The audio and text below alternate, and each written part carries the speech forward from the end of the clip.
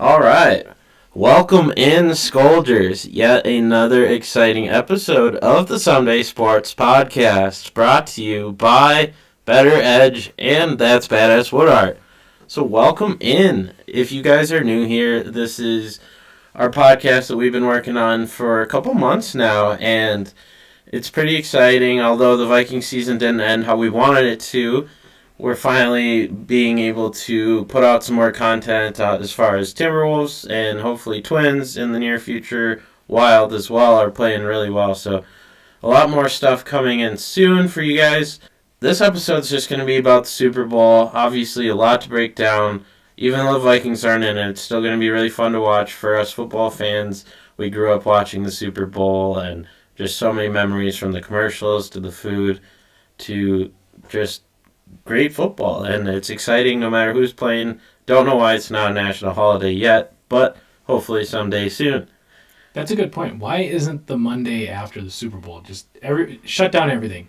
Because they just want people to just live in hell. All it takes is one president. Just do it. Just do it. Come on. It's not that hard. Come on, Biden. Do it. Yeah. Do Seriously, it. that's all we want. Do it. We're going to do some rankings of our favorite Super Bowl foods, so I'm excited for that. I got a few that I'm really excited to talk about. We're going to do a draft style, and no repeats in that order. So we're going to get you guys up to date on some NFL news, as well as the Vikings have been in the news this week, which is hard to kind of take in everything, knowing that our future head coach is supposed to be our head coach on Monday, Kevin O'Connell, but we're just banking that everything falls through, right? And we got some new assistants that are agreeing to be working underneath Kevin O'Connell and the Vikings, but it's going to be interesting to see how that all unfolds in the next week or so, but we'll talk about that and the latest rumors. A lot to break down, some questions from our listeners, of course, and Name That Viking Trivia with a little swag giveaway at the end. So stay tuned for that. If you guys saw the Instagram, Facebook, Twitter post of that anonymous player, we will release more information at the end. I actually don't know who it is. So you'll know by the end of the podcast, probably. Okay, sure.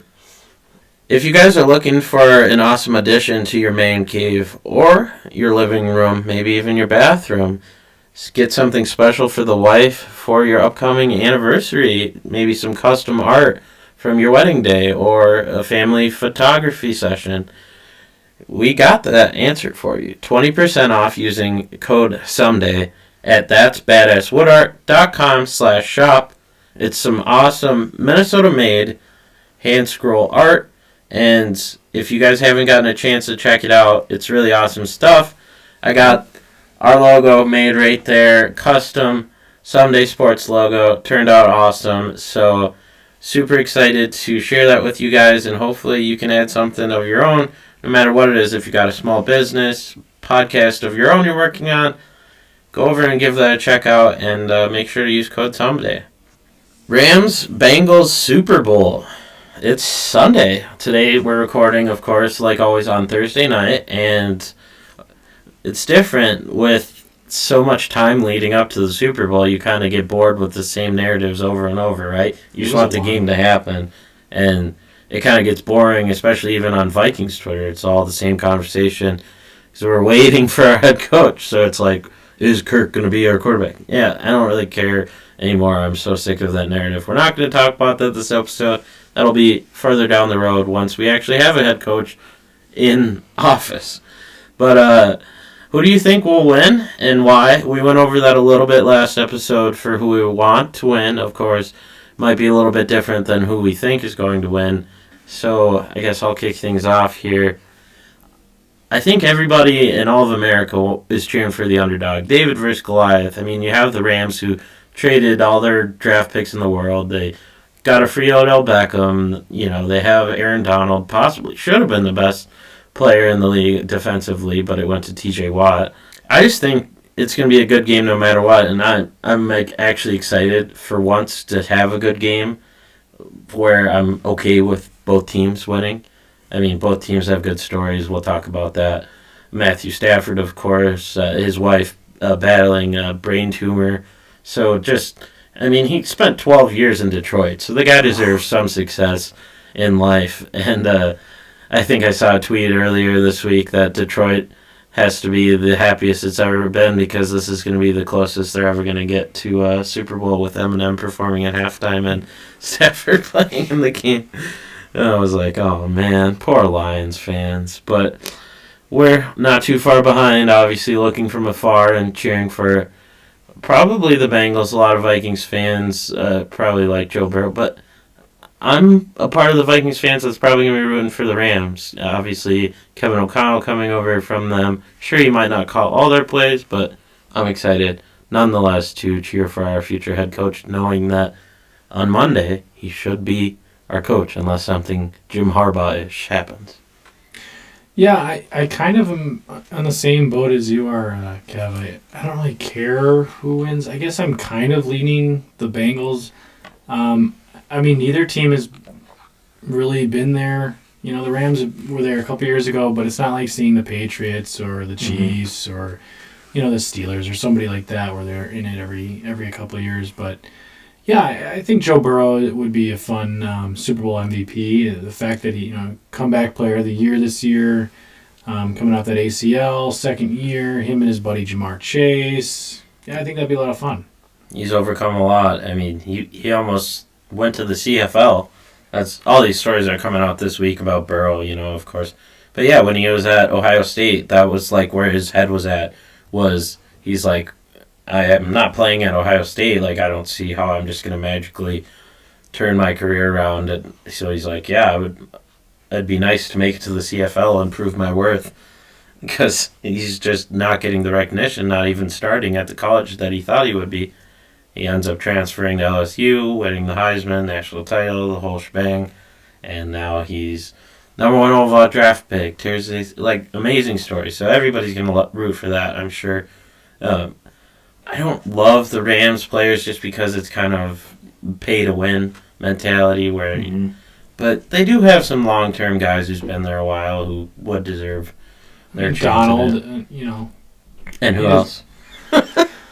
Oh, I don't know. Tutu Atwell. Whitworth deserves one. I mean, he's a long-time Bengal. Yeah.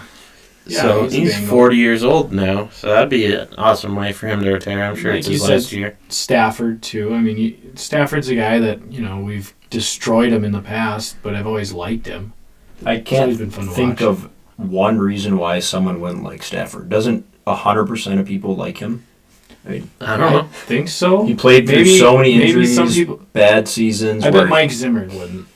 Well, yeah, but Mike Zimmer's out of a job, so he loves everybody right now. He played his heart out for Detroit and got nothing in return. I mean, he brought him to the playoffs, 3 times? And it was literally just him, throwing for 45 come on, they had Hall of yards. Famer Calvin Johnson. Well, yeah, okay, that was part of the equation, but, yeah. So many good players. Right, but I'm rooting for, I'm not actually rooting for either team because I only root for the Vikings, but I would prefer if the Bengals win just because they're kind of like us, Midwestern. They've struggled recently. I mean, they only won 4 games last year. It's a great story. They play great team football, and the Rams, Hollywood, you got all their stars and basically... Yeah, it's in their own stadium, too. We got OBJ now. We got Von Miller. I just don't like the whole vibe of LA. I'll be happy for Stafford, but yeah, I don't want LA to win, especially in their home stadium. I want it to be the Bengals just because they're a Midwestern team and they're the underdog. And Joe Burrow he's pretty he's not arrogant at all. He's pretty locked in. Oh, come on, he comes in with those glasses. Yeah, but he doesn't in his hand. say anything. He just has the look hey, I just let my game talk. I might dress up, but. I'm just going to go out there and dominate, and I don't need to talk any trash or say anything. So yeah, I think everybody's just rooting for the Bengals, at least around here, just because it's the underdog story and that hopefulness that this podcast resembles so much that someday we're going to win one. It gives us hope. It gives the little guy hope. Yeah. So I guess that's also kind of the only reason I would root against the Bengals because it's just another franchise that has a Super Bowl before the Vikings, and it's just misery loves company. So also for O'Connell, I guess I want him to look great and the Rams to win, but if he doesn't win, that just means he's had a taste, but he didn't, He's still hungry. He's still hungry, so he'll come to the Vikings with like that, a little sour in his mouth, like, hey, we got to get back there and we got to win. So if the Rams get like shut out or something, do we not want O'Connell anymore? Like, does the whole narrative just like, completely change? The Kellen Moore thing? No, then we blame McVay. And then we said that last episode. No. With that conspiracy theory that Florio brought up where, yeah. McVay's going to walk away and go into broadcasting at the age of 36. But, all right, so let's get into a little bit more of the betting side of things, which I'm always super excited to do. Whether or not I'm super invested in the game, it's fun to get even more invested in the game, financially at least, with throwing some fun bets on the game. And even if you're not that big of a bettor, I know the Super Bowl is probably the biggest betting day of the year. All these prop bets, these fun ways to get a little incentivized as far as whether it's the National Anthem, the Gatorade color. We'll cover all of that for you guys here. But if you guys haven't seen it yet, Betting with BettorEdge, our new partner over in Minneapolis. Go and get set up just in time for the big game. Place some big bets, some small bets, doesn't matter. We'll get you guys set up with $20 free in your account when you sign up with code Sunday, and I'll have that link down in the description, and also it's in our bio in the link tree. So if you enjoy betting on games with your friends, it's perfect for you. BettorEdge is a legal way to bet with no fees, so the big thing, no fees, play the game without getting played. They have tons of options for you to choose from. Super easy to use. We're all on the app, and we love it so far, and we can't wait to win some more money this weekend. The spread, like we mentioned last week, it still hasn't changed much. Spread is currently sitting at -4 Rams, and the over-under is at 48.5. So money line is -157 Rams and +157, of course, Bengals. Just getting right into the game, prop bets. So, like we mentioned, player prop bets are one way, and then we have other prop bets, which we'll get into after that. But these are just some of the most popular prop bets that are going to be on BettorEdge. So you make sure that once you get signed up with your free money, take a look at some of these and maybe take our advice or don't. It depends what you're thinking. Jamar Chase. So obviously he's been killing it this whole playoffs. Nobody can stop him. Jalen Ramsey's going to be lining up against him for a majority of the game. We don't know exactly how often, if he's going to be following him or not. The over-under for his yards is set at 78.5, and the over-under catches is at 5.5. Then we have his teammate, Tyler Boyd, over-under 40.5 yards and 3.5 catches. So that one I'm leaning a little bit more over than Jamar Chase. Obviously, Chase has a tough matchup. I'm not super inclined to. A lot of people are going to be hitting the over on Chase, being that he can go off at any given moment, take a screen 85 yards to the house. But Boyd's a guy who's been kind of Burrow's comfort blanket, right? Over the middle, through the slot. And that's kind of the weakness of the Rams defense. They run a lot of zone. They actually are second highest rate in the NFL at zone defense. And Tyler Boyd has failed to get over 40 yards in the last 4 games, but before that, in weeks 13 through 16, he was well over that number. CJ Uzomah is out, and not exciting for the Bengals, but exciting for bettors that this number might be a little bit on the low side for Boyd. So I'm taking the over 40.5 yards on that one. Then we look at his other receiver, T. Higgins, over under 70.5 yards. Obviously, he broke 100 last week, went off, but that number is kind of recency bias. He's sat more around like 55-ish, or mostly all year, and over under is 5.5 catches for him. So I'm not super inclined to bet there. If I do, I would be under on Higgins. Cooper Kupp. Everybody's super into betting Cooper Kupp. Everybody loves Cooper Kupp. I had him on my fantasy team. I love Cooper Kupp. I think I'm going to bet on Cooper Kupp. If he's had this good of a year all year, why would it just stop in the postseason? And why would it hasn't? And why would it just stop in the Super Bowl? his over-under is set at a lofty 105 and a half That's yards. ridiculous. So that's probably what's going to turn a lot of people away. Super high, but over-under for catches, 8.5. So sure, he's always right around that ballpark, but he's exceeded this yardage in 7 of his last 9 games, and he's averaging 114.5 receiving yards per game this year, which is absurd. I mean, it's the best receiving year of all time.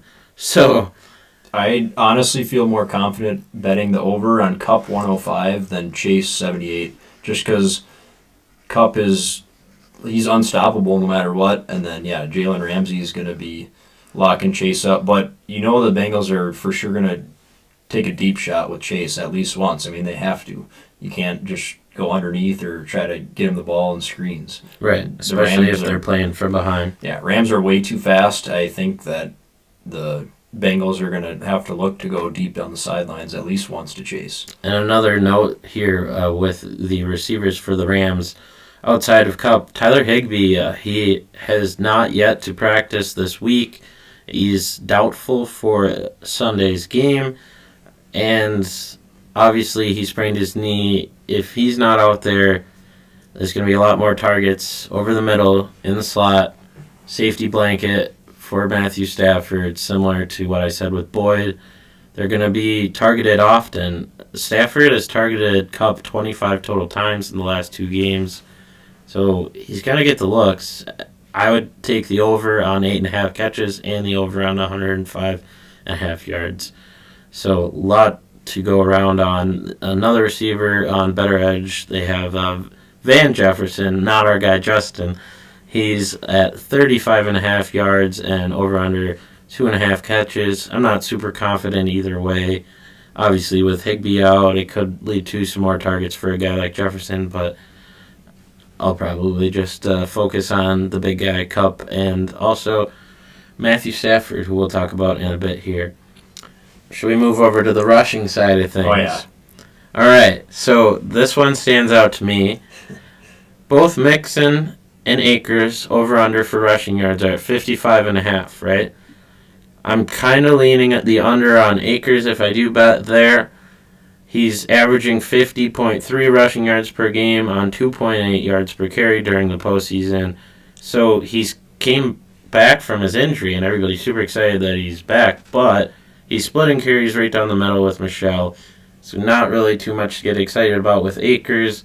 So I probably would lean the under if you do bet on Akers. And Mixon, the Rams really haven't been amazing versus the run, but they're pretty solid versus the run. And Mixon had that big run last game that kind of put him on the over for last time. So Right. Samaje Perine is the guy that I'm looking at here.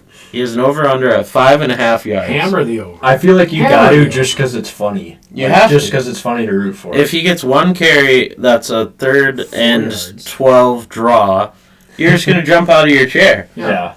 and Yeah. hope he doesn't get a negative 4-yard loss to end the game. He just needs 2 carries. Right, so True. if you guys are out there looking for a player prop bet outside of the obvious ones, Samaje Perine, 5.5 yards, hammer the over, baby. I still think it's going to be a shootout in the second half, though, so they're going to just be passing like all fourth quarter. Yeah, See, I think it's going to be kind of a nitty-gritty game. I think the defenses are going to be really stepping up to play, so I'm hitting the under on a lot of Yeah, this. I hope it's not 13-3 though, like the last time's around. I don't think it would be like that, but I could see under 20 on both teams. Well, I'm going with I'm not confident on the over/under for the whole total game, but I'm taking the Rams to cover -4, and that's just where I'm leaning. Is from just looking at it on paper. Obviously, they have the positional advantage when it comes to just about every position out there,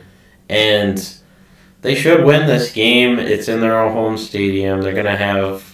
Well, they're in the away team in the away locker room, but It's going to throw them off. That's right. looking at Matthew Stafford here, his and Burrow's over/under for passing touchdowns is set at 1.5. His over/under for yards is 280.5. I'm going to hammer the over on both. Stafford has eclipsed 279.5-yard mark in 12 of his 16 games, which he has thrown 30 passing attempts. And I see him passing for 30 times this game. Tom might not, but in Stafford's last 10 games, he has thrown multiple touchdowns 9 times. So I like his chances to throw multiple touchdowns in the Super Bowl. And the only time he didn't actually happen to be at a game that I was at against the Rams. And he didn't want to exactly get a free win against the Vikings. He tried to make it pretty difficult and almost threw 4 picks. He actually threw a season-high 3 interceptions that game and really struggled with his accuracy. So outside of that game, he's been on fire all the way through the playoffs, and I look for him to at least get 2 touchdowns and over 280 yards. Burrow, his over-under is at 265.5. I'll probably just bet on Stafford, if I'm being honest. I want to bet over on both quarterbacks for touchdowns. I mean, I think they're both going to throw 2. Yeah. And when it comes down to I it, think like that's in the second half, like these teams are going to rely on their quarterback's arms. Like I think it's just going to be like a back and forth in the fourth quarter. So Yeah, I definitely could see going over on both of those quarterbacks, even on yards, if you think it's going to be that kind of a game. You just kind of, if you're thinking it's going to be a high-scoring game, then do prop bets that are according to what you think. You don't want to do the opposite of what you're thinking, obviously. So, other fun prop bets. Let's get into it, guys. This is the fun part of Super Bowl betting, and I'm excited to talk about this Gatorade color. So this has been something that has grown in popularity year after year. Everybody gets more and more invested in what the Gatorade color is going to be for the bath on the winning team's head coach. And last year, I believe, it was blue for Bruce Arians.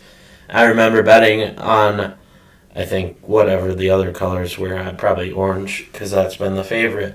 But it was blue, and it wasn't caught on TV right away. They didn't show it, so everybody was running to Twitter going, what was the color? What was the color? Oh, yeah. Turns out it was blue, and it doesn't really have anything to do with the Buccaneers. I mean, blue. I wonder so, who gets to decide. I was just thinking that. Do they lock someone in a room for like the whole day, and then like they like randomly pick it? According to a Gatorade executive, former Gatorade executive, it's intentionally randomized. So they pick 3 flavors for each team's sideline, and whatever the players happen to. So throughout the game, they can drink. I'm guessing. I don't know for sure. I'm not on the sidelines with them, but they can pick from blue, yellow, or orange to drink from during the game, and that they don't know which color is which. Really, outside, like they're just rushing to grab a thing. They're not unless they secretively hedge bets, and they chose to pay themselves. I still like the idea they lock someone in a room and blindfold them, and they have to just pick one up and then carry it out, and they have no idea what they're carrying. Well, and some years they have none. 4 of the years that it's been recorded for a Gatorade bath has been no. There's been no bath. No bath. Gatorade. Yeah. Is it normal Gatorade or is it Gatorade Zero? Apparently, water counts as clear, so it's water/clear for those 4 times. So orange has the most with 5 of all time, and then we have clear and none 4 times, yellow 3 times, blue 3 times. So unless you think the Bengals for some reason would have orange, on BettorEdge it's either orange or other. I'm going to bet the other just because the odds are in your favor that it's probably not going to be the color you think it is. So Gotta be orange. They gotta have orange over there. yeah, but is it going to be the one that he picks up in the spur of the moment? You don't know. Yeah, bet the house. Bet the house on orange. Always bet orange. And you know what they say about the coin flip, right? 50-50. Yeah. So this is as even as it gets. If you're a betting person or not a betting person, it's literally 50-50 odds. Like there's no science about it unless you really believe that those studies that the coin's weighted in a certain way to land on tails more than heads. Yeah, it's going I to be thought it was tails. heads. On here. The coin actually has landed heads in 3 of the last 4 Super Bowl. So last year it was heads, Mm-hmm. right? But then before that it was tails 4 times in a row.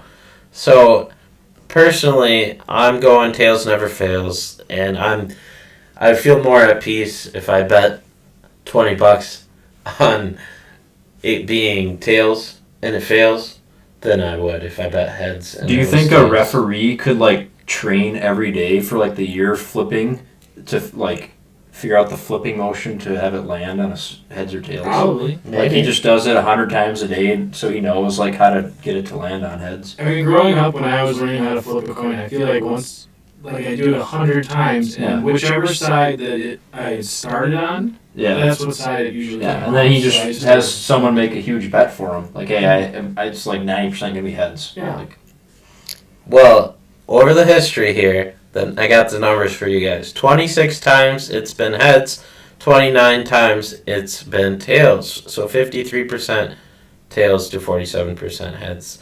So pretty even. Longest streak goes to heads, and then like I mentioned, it's been tails 4 times in a row, multiple different times. So I don't know. It's anybody's bet, but something that we can actually read a little bit more into on, which I had too much fun doing research on. National Anthem. And I think, like Gatorade, it's becoming a super popular prop bet, and people are doing research and trying to find anything they can get to know about the person singing, their history, National Anthem's history, what kind of artist they are, how young they are. So many different things. It's hilarious. So, Mickey Guyton, she's an up-and-coming black woman country singer, and not many people know her, but she has only sang the National Anthem a couple of times on record. She sang it hundreds of times in her life, and this is basically her Super Bowl. So people are thinking like, hey, maybe she's going to just throw it all out there and screw whatever she's done in the past. Over-under set at 95 seconds, which is, in retrospect, really short. It's projected to be one of the shortest in Super Bowl's history. Consensus has it opening at 1 minute and 35 seconds, so 95 seconds, and just 1 second higher than the lowest betting total since odds makers started setting the over-under for this prop in 2007.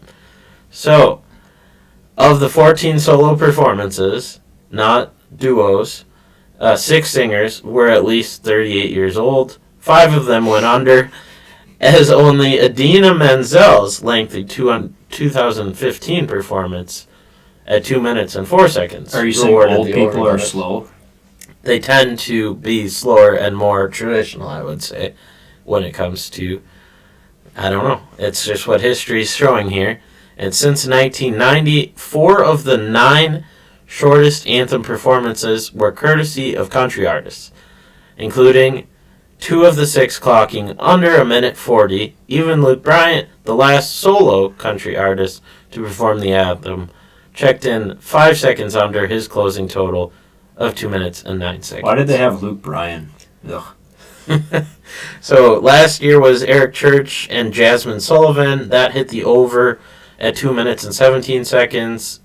The over-under was set at 1 minute 59, so that went way over. It's usually pretty close to what they pegged the over-under as, just based off of their history. And Demi Lovato under the year before, Gladys Knight under, Pink hit the under, Luke Bryan under, Lady Gaga under.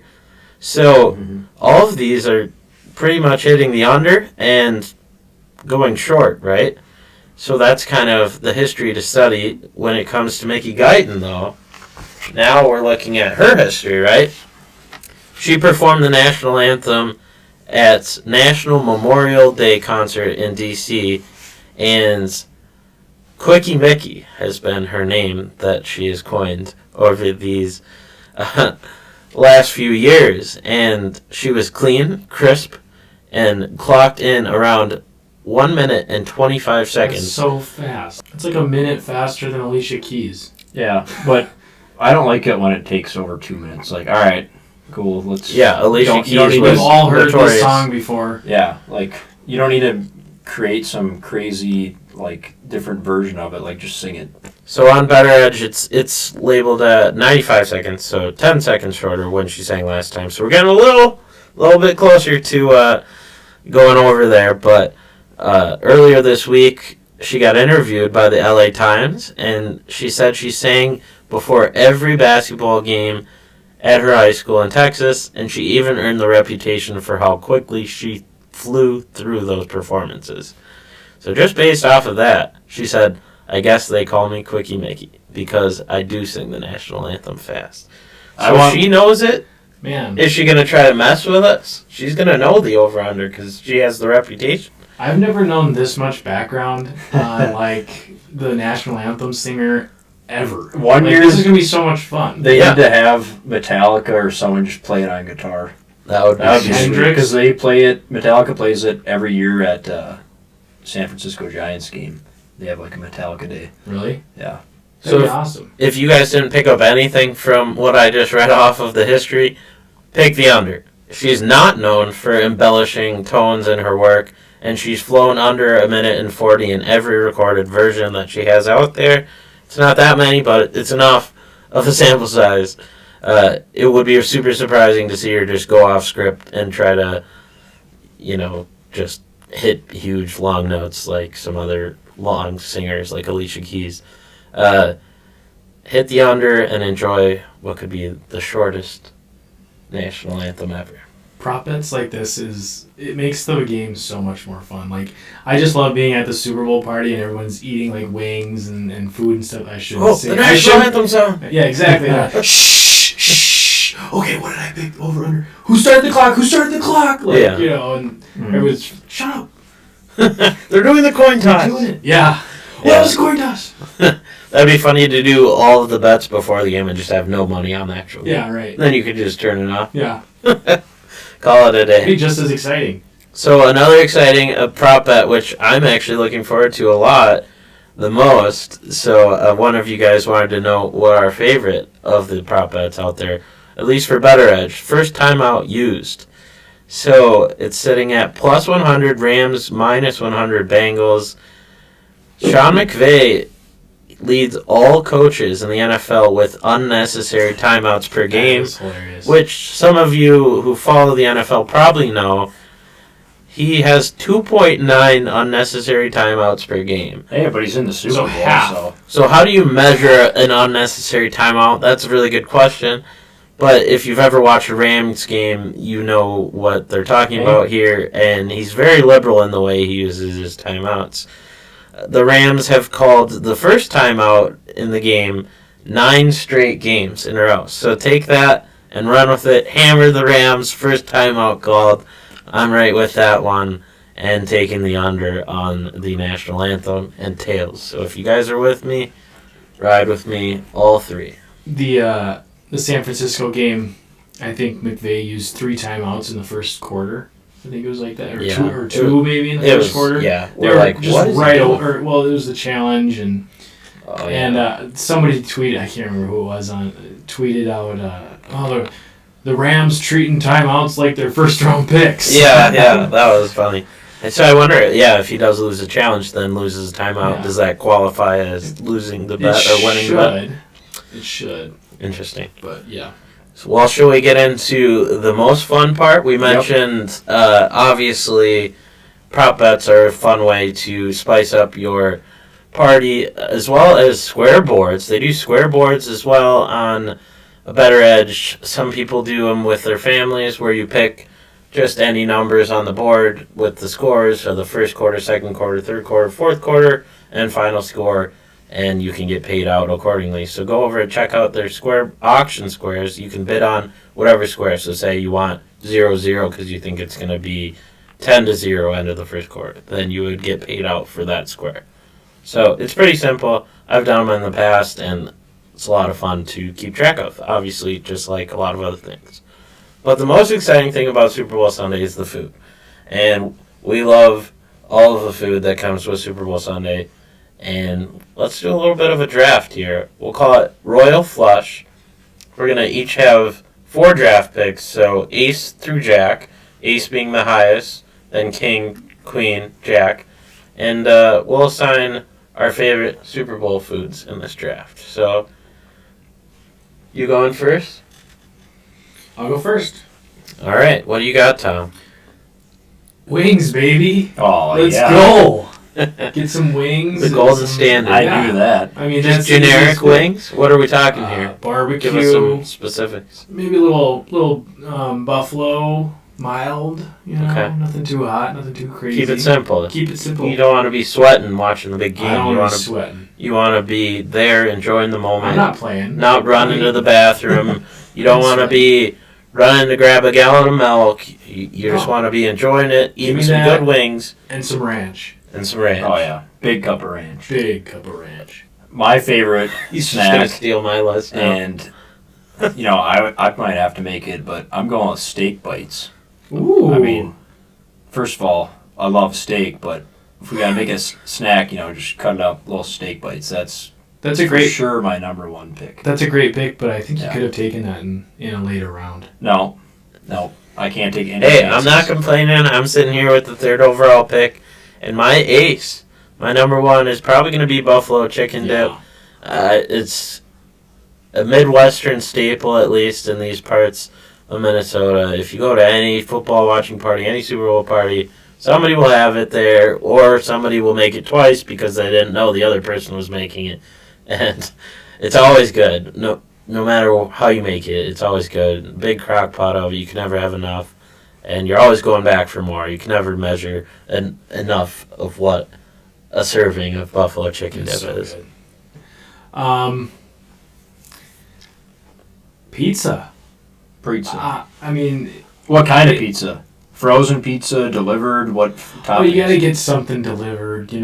Something kind of greasy, a little kind of Football gross. pizza. Yeah, football pizza. Cheese, pepperonis. Actually, supreme. Let's go supreme. Oh, okay. Get all the vegetables on there. Well, get you're the really peppers. going all in, and then you're not going to be too hungry for the rest of this list that we're coming out with. Oh no, it's like a 6-hour day. You space it out. You Game go on starts at time. 5:30. You probably start with appetizers around 2. Crack a beer. Call it a day. No. Yeah. Wait, It's a national can holiday. you say beer on this list, or is this strictly food? I think Strictly beer's food. a given. Beer's a given. But we could, at the end, we could say our go-to beer Which for beer? Super Bowl. All right, Chris. My pick has got to be sliders. Too easy. I need the red meat. So steak bites, sliders. Need the protein. You're going to get full after all of this red No, meat. And you're drinking a big glass of milk, whole milk. Probably. I With mean, it? probably work out before the game. So gotta get some milk first. All right, I'm going with my number 2 pick. My king for this round is going to be pigs in a blanket. Really underrated. Also, I think a Midwestern staple. I could be wrong, but just those wrapped up little wieners in that croissant bread. So good. Some ketchup, some mustard. Just tastes like you're a little kid again. And it's only for football games. For It's like most the part, halfway so- break to the state fair and eating corn dogs. Yeah, it just brings you back. Pronto Nostalgia. Pups. Back to Pronto Pup at the state fair. Super good. Can't go wrong with pigs in a blanket. I'm gonna go just plain old nachos, chips and cheese, sour cream, little lettuce, olives maybe, tomato. Mhm. I mean that's That's a staple. I love it. All right. Chris. No, All right. no salsa. Though. I'm going specifically Cool Ranch Doritos.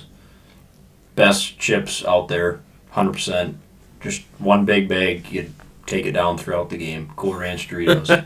There you go. You can never go wrong with the plain chip. Obviously, the chip and dip is going to be a big part of that as well. My next draft pick is going to be similar to that. I'm going to go... I was flipping back and forth between which dip I wanted. Obviously, you have the tortilla chip, but it can't just be just a tortilla chip. You're not crazy. It's going to be the spinach artichoke dip. And a lot of people might like a little more heat. I like sweet, simple spinach artichoke dip. So You can have it cold, you can have it hot. They got a really good one at Trader Joe's if you guys are looking. It's bomb. Okay, this is kind of a little off topic, but what type of chip are you using? Well, probably the Tostito scoops because you gotta fit a lot in there. Okay, that's what I thought. My I don't know if it's controversial, but I hate scoops. Ooh. I hate scoops. I love scoops. I love scoops because it's obviously nice to scoop, but I just think that they break so easily, and I just like the plain Triangle? tortilla chip. No, the circle. The rounds. The rounds. You're a round guy. Okay. Big round guy. Well, that's a conversation for a different day. I like the meatballs. Just the meatballs with the little Barbecue meatballs? The barbecue skewer? meatballs with the little toothpicks. Pretty simple. Pretty simple. It's just Hits a the good spot. classic. All right, Chris. 10 of them. This is a total wild card one, which I've never had during Super Bowl. I think only at like weddings. But what is amazing is chocolate covered strawberries. I've never made them myself. No, hear me out. They're so good. Like, you just dip them in chocolate. You can either dip them, like if you have like the chocolate fountain, which they have at weddings, or like you can prepare them before. Oh, yeah. You dip them in chocolate. Get it hardened. And you put them in the fridge. Yep. So good. Literally, like that's like the fourth quarter. I like how we're hitting all of our food Snack. groups I here. mean, I We guess got our it's fruit. Because- Valentine's Day is the next day, so I guess it's more Yeah. appropriate. You go- but You go burgers or steak at the beginning because you're really hungry, and then you just chips kind of last you throughout the game, and then fourth quarter is when you got to dip into the dessert. All right, is this my last pick here? Yep. Oof, tough choice. I have a couple here left on my list. I'm gonna go with jalapeno poppers. So pretty underrated. Also might be another Midwestern staple. I don't know. You can find them in the frozen section if you're really lazy. Or you can make them your own, and you wrap a nice piece of bacon, put a little bit of caramelized sugar on top, around the jalapenos, stuffed with cream cheese. It is fire, literally amazing. If you guys haven't gotten a chance to try that on Super Bowl Sunday, add it to the list. that's a spicier food that you picked there. Oh yeah. I'm kind of surprised when you were talking about the spinach artichoke dip. You're like, yeah, I don't really like the heat, but then you whip out the jalapeno poppers at the end. Wow. Yeah, they're real quick. What are you drinking though? I don't know. What am I drinking this Sunday? It's up to you. Well, I will probably be bringing a nice 6-pack of Great Bell Premium. Okay. That's for sure. Okay. I'm gonna go with the obvious Busch Light, but fourth quarter might have to pour up a big whiskey for the back and forth. The last couple minutes is gonna get crazy. So. So just something to take the edge off. Yeah. Yeah. Yeah. I'll stick to my high noons probably. Oh yeah. True. All right. True. Some random news. Speaking of food, Bengals tight end C.J. Uzomah, who's questionable for the game, but he said there's no way I'm not playing, so he's probably going to force himself to play, even with a sprained knee. He said he wants to swim in Cincinnati chili, a little skyline chili, if the team wins. Have you ever had Skyline chili? No. I don't even know what that means. I've been to It's Cincinnati. a Cincinnati thing. But It's a staple out there. It's a chain. Okay. But I've Everybody never gets been. it. we were out there in August, but it was like 98 degrees. Did every you get single it? day. I'm not eating chili at when it's 98 degrees. I don't think Are you anybody is. Crazy? Yeah. Exactly. That's a winter food for the most part. Some people might have it at their Super That's Bowl for this party. weekend. Yeah. Hey, is chili a Super Bowl food? I think it is It for a lot of could be. people. Yeah. Yeah. Why not? I've had it on Super Bowl Sunday before.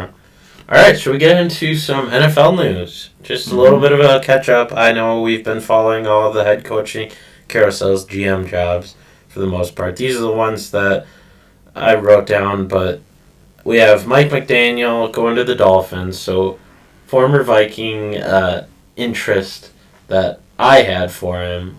I wanted Kwesi. I wanted him to bring over his guy, Mike McDaniel. He ends up getting a job, which I'm super excited for. Super cool guy, at least from his interviews we've seen. And the Dolphins will be fun. We can be Dolphins fans from afar. That's Go Tua. That's 100% the reason that he got hired. Yeah. It's because of his press conferences. Did you watch any of his press conference with the Dolphins? It's pretty fun. No, I did. I saw the one video where he was FaceTiming some Tua. Tua. Yeah, on the plane. Yeah, on the plane. Yep. Yeah, that was kind of funny, but Yeah, that was cool. Yep. I hope he turns Tua's career around, or at least Hey, Tua's good. he's not Tua bad. stinks. He's just No. he hasn't had the tools for success yet. So you can only make that excuse for so many years before they say we're moving on from you. But they're trading for Deshaun. oh god. Oh, no. So some other news. Dennis Allen gets the job for the Saints. Obviously, he's been their defensive coordinator the last few years.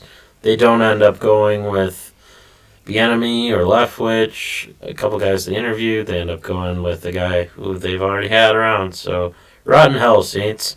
Lovie Smith, ends up staying with the Texans and getting the job. So that was confusing, seeing that they interviewed a couple of intriguing candidates, at least outside of the box candidates like Josh McCown, and then they end up going with the guy they have on their own staff, Lovie Smith. I really thought it was going to be either Flores or McCown. Yeah, I was shocked that it was Lovie. It came out of nowhere, to be honest. Like, there was no steam that he was even like in the running. So that beard that Lovie is rocking is awesome. Great. It's so. I'll root for Lovie clean. now that he's not in our division. Yeah. Sure, why not? I always liked Lovie. Yeah. How can you not love Lovie? He's a good coach.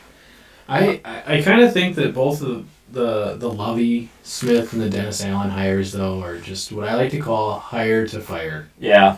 They're just hired to You feel bad for him. It's not long term. It's not long term. It's just like a pitcher in baseball. You're just trying to get somebody to eat up some innings until they can kind of turn the team around, and then they'll hire somebody like a Byron Leftwich. Yeah, they do that with baseball managers too, I feel like, where they just bring in a guy who they feel like can work with young guys and then get a real manager once they feel they can compete, which is stupid. But Doug Peterson, speaking of guys who can compete, won a Super Bowl with the Eagles. Now he goes over to Jacksonville with Trevor Lawrence. He was kind of on the list early on for the Vikings. We never had any interest in bringing him here. But he ends up getting a job where he can work with a quarterback and hopefully develop Trevor Lawrence in that offense. Rick Spielman's joining him, and he looks like he's going to be the big boss. So it's kind of exciting. I don't know. It's going to be weird to watch Rick Spielman draft from afar. Like, I'm not used to that. I know Jaguars fans are pretty pissed off right now that it's not Leftwich and Adrian Wilson, but They'll be happy. I think they'll be very happy. Yeah, I mean they're getting two guys that they know what they're doing. Well, anything's better than the shit show of Urban Meyer and Trent Baalke. So oops, that was a swing and a miss. But the Jakes, their whole coaching staff is really shaping. You see, they hired Heath Farwell. Yeah, they're snagging all our Why guys. couldn't we have done that? We still need Vikings a special legend teams coach. He was so good. Yeah, they got our offensive line coach as well, Phil Rouser. So Vikings news. Speaking of Vikings coaches, obviously there's a lot of news when it comes to that, as well as in the front office. Kwesi brings in old friend Ryan Grigson. Ryan Grigson, you guys might have recognized the name, maybe not, but if you don't know, he's the former GM of the Colts from 2012 to 2016, and he served as a senior advisor with the Browns and Kwesi just the last 2 years, so he matched his time in Cleveland. He's pretty notable for his trade for Trent Richardson.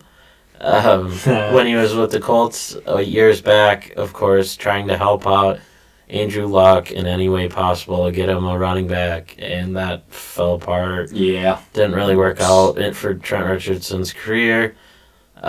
He's also known for not handling Andrew Luck's era the best. Sure, he helped them turn their franchise around. They were 2-14 in 2011. Obviously, get Andrew Luck.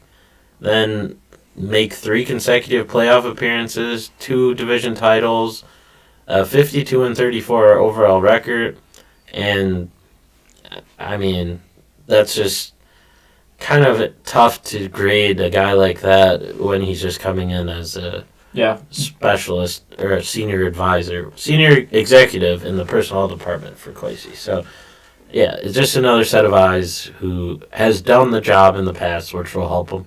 Of course, he could run on anybody, and that's just a guy he's worked with the last couple of years. He seems kind of like a polarizing guy over at Indy right now. From just a couple things that I read on Twitter, like he looks like he's in the CIA. I saw some bad reactions to him, No. but it's like he was a GM, so he has that experience. Like, you know, I mean, but not all experience is good experience, right? True. You know, True. But I don't know. Whatever. As long as he's not calling the shots and Kwesi is, doing what he thinks is best, who cares? Yeah, Right. well, he's getting somebody who's done it, and Right. that's good to learn from. Yeah.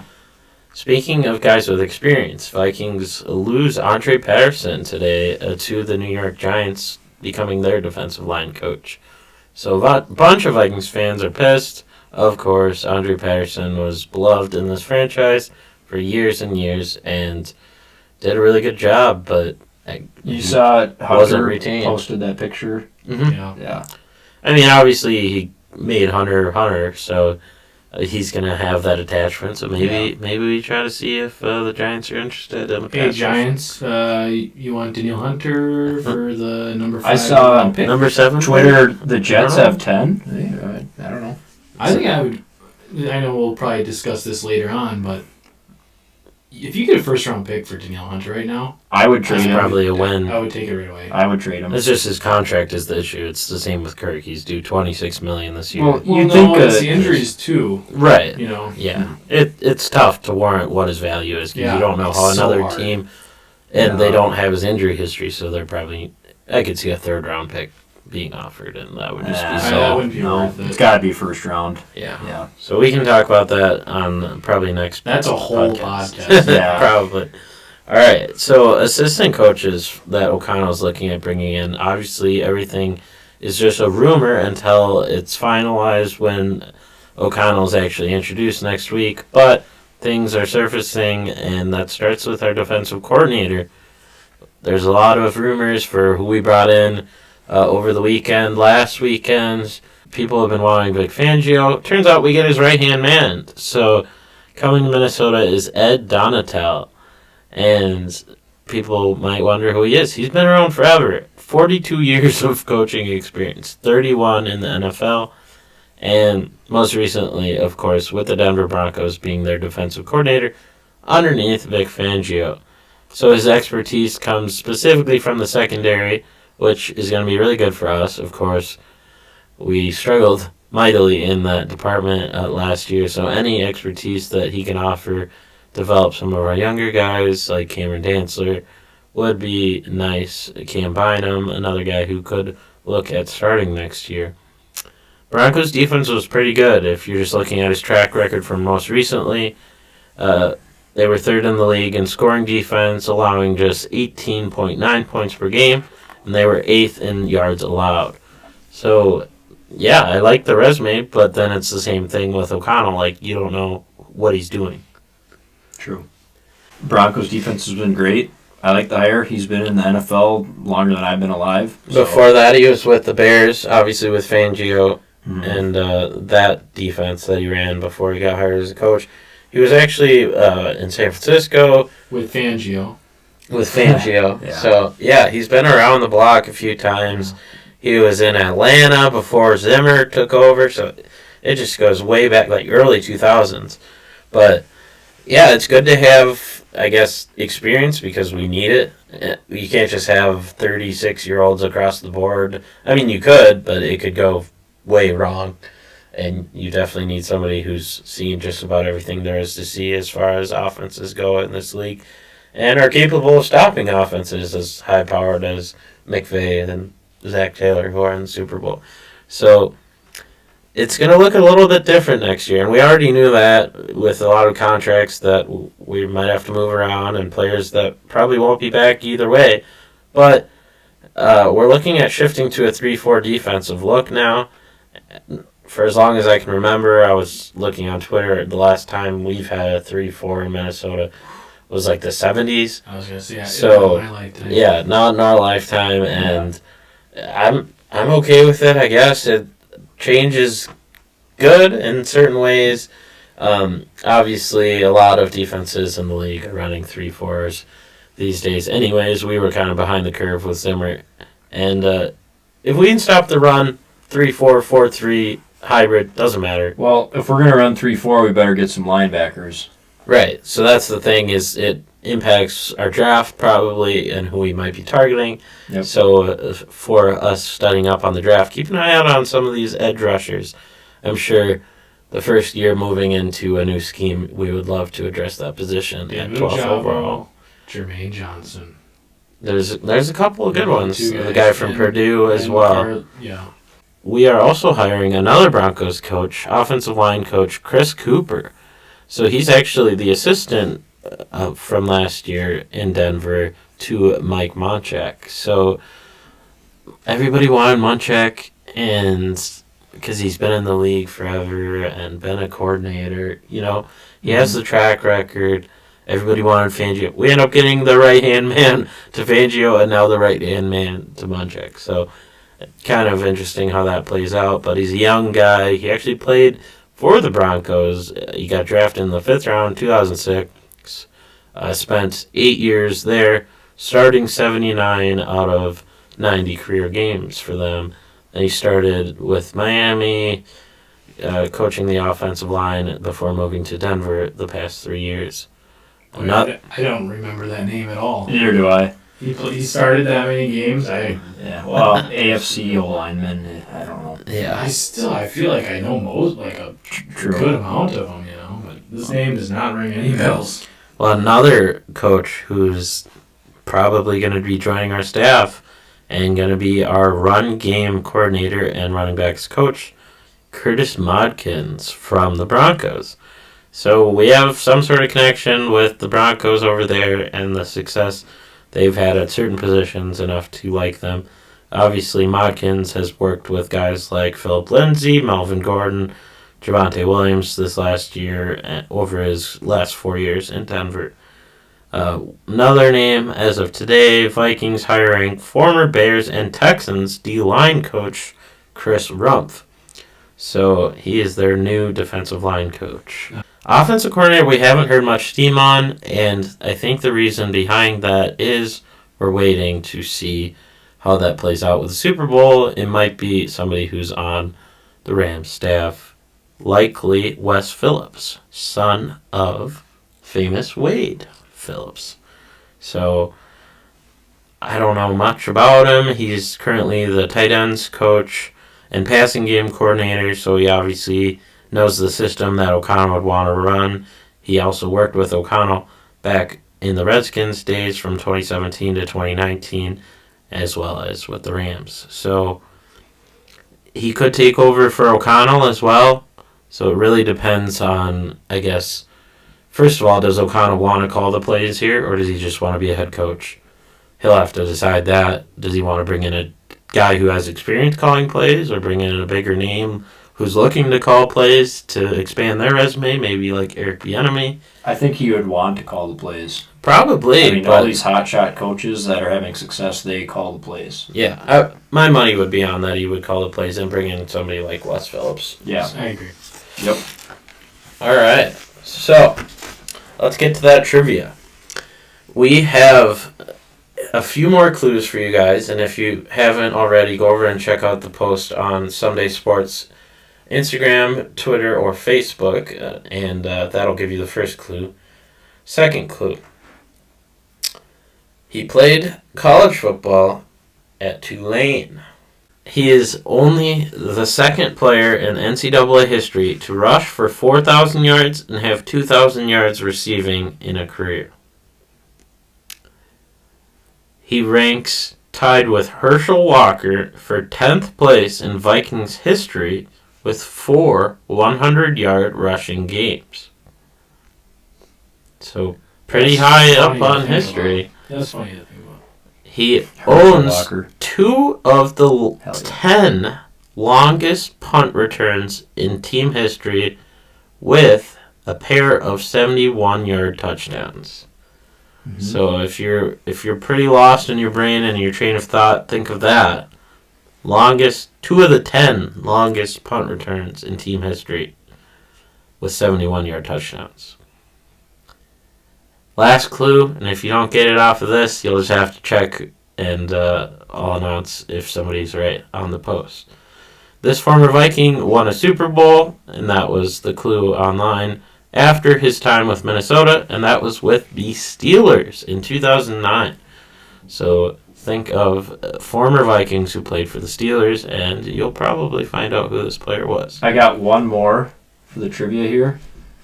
This was the name of my fantasy football team in 2008, because I've had the same name every other year, but 1 year this guy was the name of my fantasy team, and I went 6-6-1 that year. So, yeah, whoever was in your fantasy football league in 2008, they'll know. I've got one more. Oh. In 2008, that same year, I think we were sophomores in high school, I started the fan club of this player on Facebook. I don't even remember that. Wow. All right, so if you guys think you know the answer, of course, be the first person to DM Sunday Sports, Instagram, Twitter, Facebook, whatever you got. DM the right answer, and you'll win a couple of koozies, some stickers, and I'll send that out your way. If you guys are interested, make sure to check out the shop, sundaysportsmn.com/shop. We got our hats on in the video. It's got a few more. They're flying off the shelves, and some t-shirts for you guys before we get some more stuff rolling for you guys on the site. As far as next week goes, we're probably going to do a little bit more in-depth analysis. Obviously, there's still football going on, so we don't want to get too much into the Vikings offseason. But now that football is going to be over next week, we're going to dive into some of the end-of-the-season awards for our players from last season. Brashad Breeland not being one of them. MVP? Yeah, probably. KOC, some more in-depth analysis. Hopefully he's going to have his press conference, a lot more to read about on him, and a lot more news. Kwesi and how he wants to construct this team, we'll probably know a lot more. The more coaches we get, the more we're able to read on what they like in certain players in the draft, as well as breaking down our roster and who we might see no longer in purple next year. Can I give my official Super Bowl prediction? I think that the Bengals will be down 14-10 at halftime, and then I think it's going to be tied 31-31 at the end of regulation. It's going to go into OT. Rams are going to win the toss. Bengals are going to hold. They're going to get the ball. They're going to drive down, kick field goal. They're going to win 34-31, just like the Simpsons episode predicted, 20 years ago. So I got, obviously, hitting the over. I think it's going to be a lot of offense. Cincinnati 34, LA 31. If that happens, is Evan McPherson the new Adam Vinatieri? Oh, if that happens, Chris is going to retire because he just predicted it. Well, yeah, if that happens, I'll never watch football again. So. Well, wrong. Oh, yeah. Okay. You got to watch our Vikes. Yeah. I said the Rams are going to cover 4, and just a score prediction I'll throw out there. Probably we'll go 27-21. I think the Rams will win also. I'll go 23-21. Okay. Yeah. I think no matter what, it's going to be close. It's a likable matchup. They're pretty even. Obviously, LA's got the slight edge, but I mean, you can't really bet it against the Bengals. I mean, look what they've done. So, yeah. It's true. They just took out the Chiefs, Right. They were the favorites to win it. Yeah. They beat the 1 seed. Nobody's talking about that. Yep. Took down the Titans. Don't bet against Joey B. All right, so that does it for this episode. Thanks for checking us out. If you're checking us out on YouTube, make sure to subscribe. Hit that bell for notifications when we post our new clips and new episodes. And we'll catch you guys all someday soon with another episode. Skol Vikes. Skol!